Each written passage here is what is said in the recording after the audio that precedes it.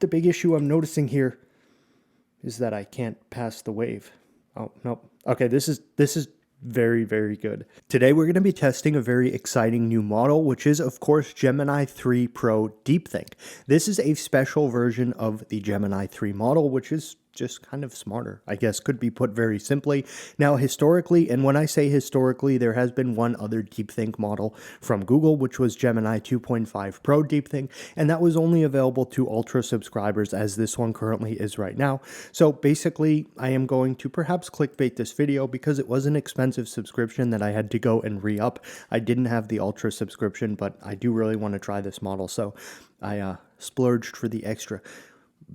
In more seriousness though, if we look at this bar chart right here, we can see that the Gemini 3 Deepthink model is arguably the smartest LLM in existence that is at least publicly accessible. Therefore, I do have to say I may clickbait this video because this subscription is really expensive.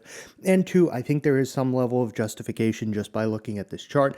And there is a more prominent gap in its reported performance in the Arc AGI 2, which we see right here is visual reasoning puzzles comparatively to other state-of-the-art models from providers. I should make note that Claude Opus 4.5 is not present on any of these charts. However, it was so recently released that it is very possible at the time these charts were generated, it did not actually publicly exist.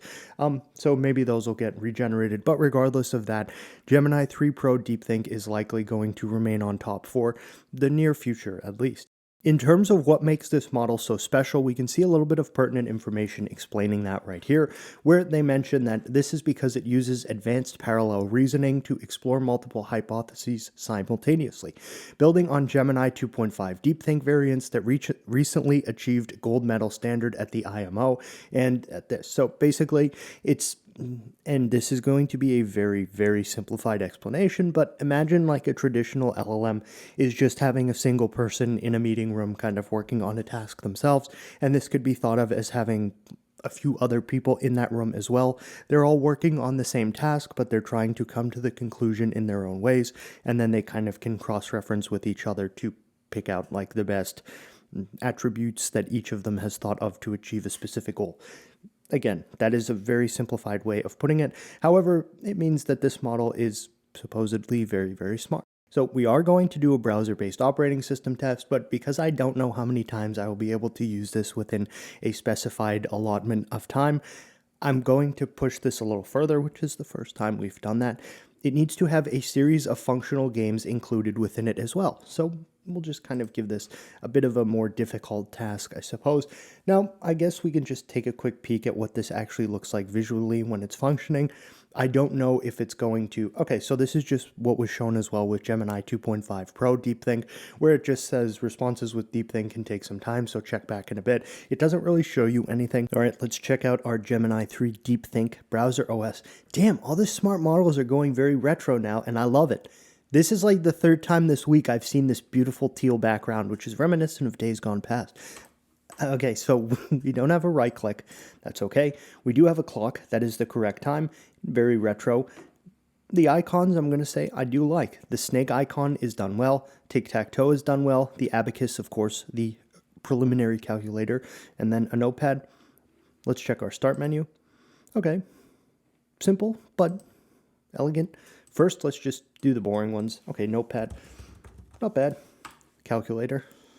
My nemesis. I love this style. 56 times 3. 168. Good. All right. Divided by 9. Yeah. Okay. Good. Oh, I just opened that one.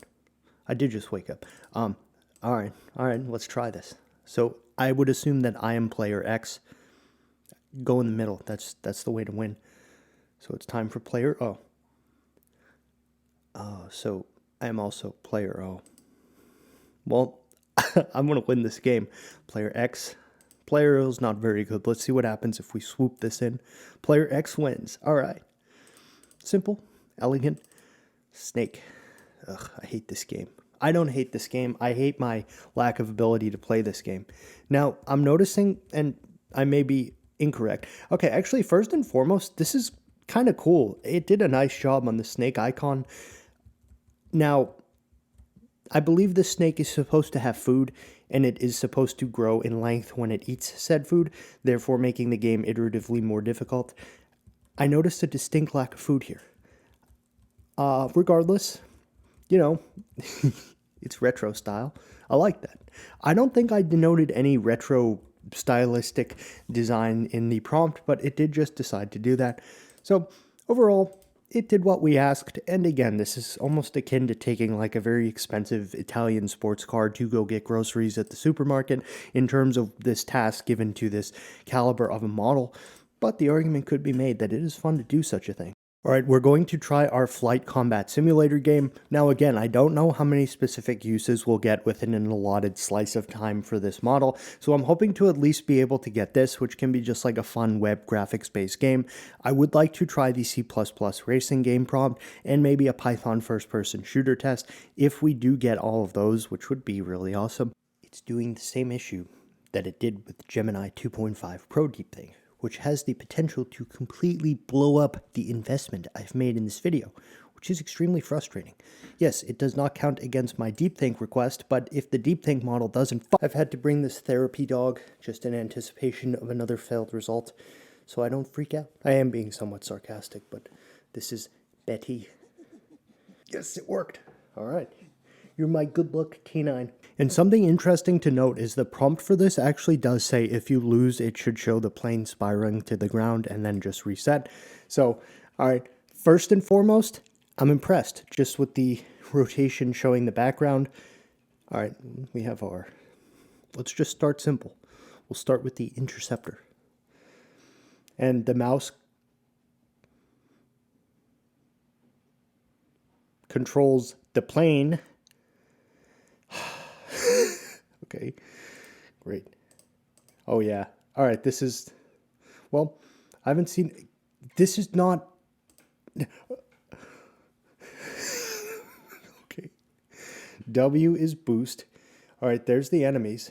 Okay, this is really very difficult to play. This is so odd. It's almost like the way the mouse would control the plane that you would expect is inverted.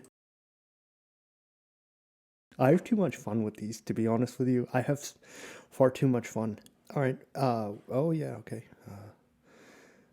I just don't think the enemies can get me because this plane is too fast.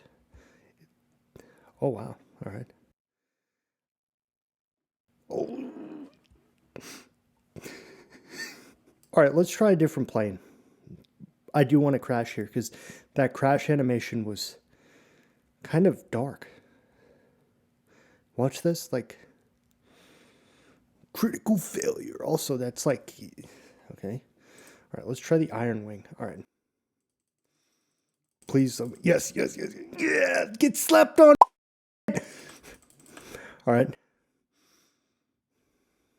One left. Now, the problem with this is also in the prompt, it's designated that the game should get harder as you beat every enemy. So hypothetically, wave 2 would be more difficult, and then wave 3. The big issue I'm noticing here is that I can't pass the wave. Oh, no. Okay, this is very, very good. The future of zero-shot games is bright. Bright indeed, my friends. I'm sorry, I'm in a good mood. I don't know why I apologize for that. I'm just going to title this video, like, Bijan plays a low-poly flight sim for 30 minutes. The clouds are cool, actually. When we flew through one, watch this again if I can. Well, close enough. All right, I don't think I'm going to be able to get these enemies with this plane, so I haven't seen them shoot at me, really. All right, let's try the Void X. So hypothetically, this one is very fast and agile, but weak. So let's see if they shoot at me. All right, I'm not noticing any enemies actually firing at me. And then we have W, which is a boost, and then it said S was brake. Okay, so S did slow us down. Then we let go of that, we return to normal speed. And then boost is W, which speeds us up. In conclusion, I'm not sure that I noticed any of the enemies actually firing at me ever, which could be potentially the only thing I have negative to say about this. Aside from that, it is to date the only test that really properly implemented a death sequence. None of the other tests or none of the other models I've performed this test with have actually done so. So that was cool to see. The flight characteristics are pretty cool, as well as the enemy characteristics, and it did have a nice, if not disturbing, animation of when you actually do perish, so that was cool to see. The map is a nice grid, but it has some clouds. It has a decent skybox, at least in terms of how the horizon hits the ground plane, and then it did give us 3 separate planes. Something interesting to note is, and if I purposely now crash right here, a lot of the games, and I actually saw this in the chain of thought for the DeepSeek Special model, where it was considering, do you see that red spot there when it spins around? It's just messed up. It was considering having like a 3D render behind the menu screen like this, but it decided just to go for a static page instead, which every other model I've tested this with, I do believe, have done. I may be incorrect about that, but this one has a very visually prominent, like 3D moving background, even for the start page like this. So aside from this and that very disturbing splatter right there on the ground, this was very well done. I liked this a lot.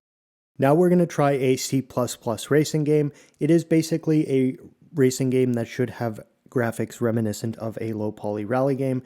Again, we do have to be cautious against one, running into our usage allotment limit for this, which I have not really seen statically defined anywhere. Truthfully, though, I didn't look very hard for that information. And then two, the issue where it may just be like, sorry, I can't complete this request right now, which happened previously with the flight sim game. But fortunately, we tried it again and it worked. So fingers crossed here. This will be a difficult task for it. And so far in doing this specific test, Gemini 3, I would say arguably has performed the best of all the models I've tried this with so far. So I would be very interested to see how well this does. All right, let's check out our result here. Menu looks very retro. I have high hopes. And all right, I won't say anything yet. Steering wheel does work. It is inverted in terms of the key I'm pressing. The elevation changes here are quite well done. Look at the way it's being procedurally generated along the plane. I'm being semi-sarcastic, but this is good. We have a speedometer. We do have elevation changes. Now, interestingly enough, and this may be on me because of the prompt specifically stating rally, which does not necessitate actually being on paved tarmac. So we are off-road. The track is more of an open world, so it didn't necessarily do the track thing properly. If I were to really nitpick, I would have liked a statically defined course along this plane to drive around. The elevations here are quite well done, and this is the first one that's actually kind of given, one, a speedometer, and two, a steering wheel that actually kind of works. The downside of this is even Gemini 3 Pro and 2 other models I tested this with, I know DeepSeek Special and one other one, tried to at least kind of make a 3D model for the car as well, which I don't see here. We do have trees and stuff. Can we hit them? No, we drive through them. Wait a second, I see a boundary. Oh, okay, well, that was... For a second, something aside from grass and trees were visible. So I wonder if this did seemingly try to draw a track. It just seems like it spawned below the height of this terrain. So interesting. So we did have an attempt at a track here, actually, which we can kind of see now. And I will just follow this as best I can, keeping in mind that it does disappear sometimes. So this would hypothetically have been our track that we see here if this did actually go ahead and spawn that above the terrain. Overall, though, this is definitely extremely retro style, and I like the elevation changes and steering wheel. Can we go backwards? Interesting. So when I hit the brakes there, it actually like slowly slowed us down, and then we go in reverse. And interesting. There's no e-brake, which would be spacebar. Cool. So just out of pure curiosity, I'm looking at the code here, and it mentions the track is a ribbon that loops in a large distorted circle. So because I would like to see, the offset here is just set too low. Let's set it to like 0.5, and then we'll see what happens. All right, I can't quite view the whole track, but here's at least a better way to visualize the ribbon that it was going to design it as. The reason I wanted to see this is everything else I've tried this with, at least in terms of making the asphalt track, has done it where basically it's just like flat planes connecting to one another, which obviously means there's no smooth curves. It's basically just like triangle edges. So I wanted to see how this did. Overall, this was, as I had said, pretty cool. All right, let's try a Python first-person shooter. This is a very simple prompt, at least in terms, well, not compared to the browser OS, but compared to everything else we try. It is relatively simple. It's just a Python first-person shooter with a functional minimap, some opponents, and basically visible ammunition traces. All right, so we have our result, and this is interesting. It did actually opt to use Ursina or Ursina. I don't 100% know the correct pronunciation of that. A lot of times when I do this, one of two things happens. One would be they choose to use this library to build the game, or two, they just kind of build it using like Pygame and math and things like that. So this would perhaps be a more visually appealing result, but there is perhaps less hardcore math that goes into it. Tactical ops. Okay, I'm already in.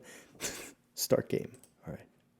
Ooh. Oh yeah. This is tactical, all right. So the enemies seem to be statically moving towards the wall, which then they disappear. The minimap is somewhat functional because if I move left and right, you can see the opponent's position to me moves as well, but it does seem the minimap may be based on the static coordinates of myself, meaning the green dot, me, will always be placed within the center of the map. Okay, I'm going to say things that did well are the ammunition tracer as well as the enemy's effect when they are getting hit. Can I hit that one that's so way out of bounds there? I don't think I can. Downsides would be it seems that I'm stuck in this map. The enemy logic in terms of them actually attacking me seems to be leaving something to be desired. And yeah, so as well as the map, let's restart this. Nope, they're just kind of like running, and I don't think they're shooting at me. Let's see if we collide. Is it? No. What? All right, well. Overall, I expected better. But it's not bad, I just expected better. I don't know how many times I will get to use this within the span of how long I have to make this video, so I'm just going to keep trying. This will be like trying to wring out like something to get all the water out of it. That's what we're going to do here. We're going to try the 3D printer simulation. Now, to date, I believe the best result that came from this was just the Gemini 3 Pro model, because it did properly actually show the infill that would hypothetically appear when 3D printing an object, so I do have high hopes for this specific result. Okay, quite dark. All right. We zoom in, we do have a print head there. The nozzle is reflecting onto the build plate, which is cool. There is no kind of gantry that should go on, so maybe it will be floating in the air. Regardless, let's start print. Oh, wow. Okay. That's good. There was no infill, which is interesting because the Gemini 3 Pro result, sans Deep Think, did actually put some infill into this. But if we see kind of how it looks almost a bit worse, that it may actually speak to a more thoughtful result, if that makes any sense. Let's reset it. Okay. Circles. So, all right. And you can see that it does go up right here. And it's actually, so this is a real thing that happens with 3D printing where it has a Z-seam right here. So basically when it makes a new layer, it starts somewhere. So it's not just, unless you do something called vase mode, even then, wouldn't there be a Z-seam? I don't recall. I don't know enough about printing at the moment, but this is actually something that would exist in a real life variation of this being printed, a Z-seam. So you can search and there's lots of threads online, like how do I hide the Z-seam and things of that sort. So that's something that is far more prominent in curved shapes. Finally, we have a triangle. Oh, wow. Okay.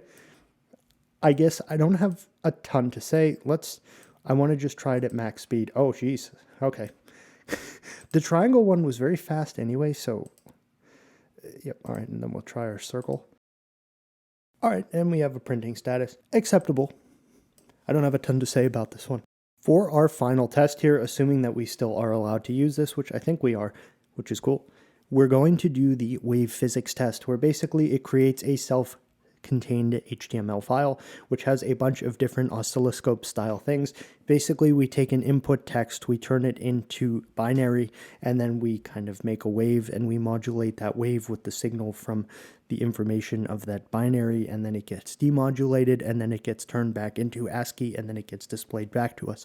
So it's designed to emulate like a radio frequency transmission and the actual specific steps that would go on during said thing.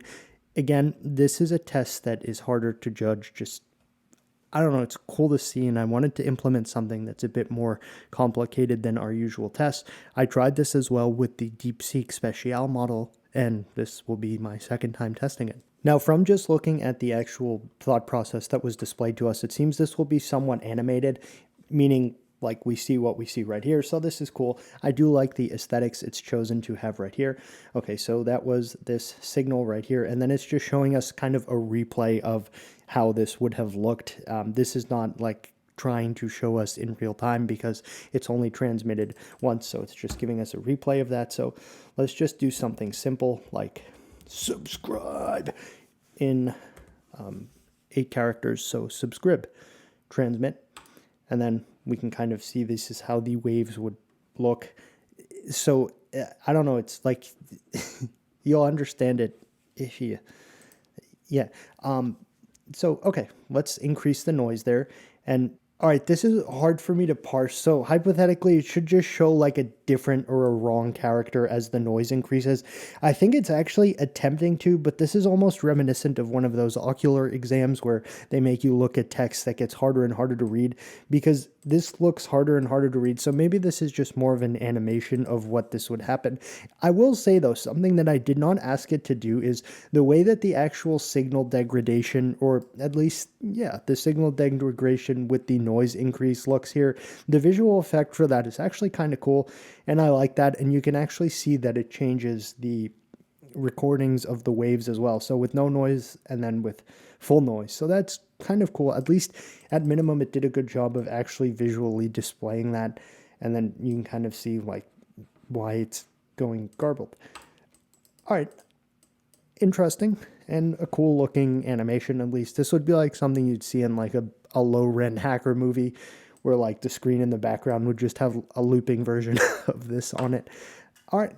So that's going to overall conclude the testing of Gemini 3 DeepThink. I am very happy because as we saw in the beginning of this, it did have one failure where it said it didn't work. You can retry and it doesn't count against your limit. I was very upset about that because that is what kept happening with 2.5 DeepThink, making it almost unusable for me. Every time I tried it, that would happen. Fortunately, this only happened once with this, and every other subsequent result we did try actually successfully completed, which was very exciting. Overall, this model seemingly is obviously very smart, very impressive. I think I was most impressed, if I were to pick something out here, that would be a tough one. I honestly would have to say it's probably the flight simulator game. The reason for that being just the death effect and things that it actually did. It is one of the only models to actually properly showcase the plane animation falling out of the sky and then hitting the ground. I wasn't super blown away with the Python 3D first-person shooter game. Our web operating system was, as one would expect, but I did ask it for some games and things like that, which was neat, and no one will win this game. Player excellent. Oh, it's embarrassing. And then the printer simulation was cool in the fact that it actually properly put in a Z-seam, which is a real-life issue in 3D printing, so that was cool to see. The RF transmission chain was as it was. And then basically the other result was C++ racing, which was actually kind of cool. So overall, this model is expensive, but very powerful. Takes a little while, not super long to come up with its results. And if you have the Ultra subscription or you want to get it for this specific model, I don't know. I don't like to give purchase advice. So make of that what you will. That concludes our initial test. Please feel free to leave questions in the comments, and thank you for watching.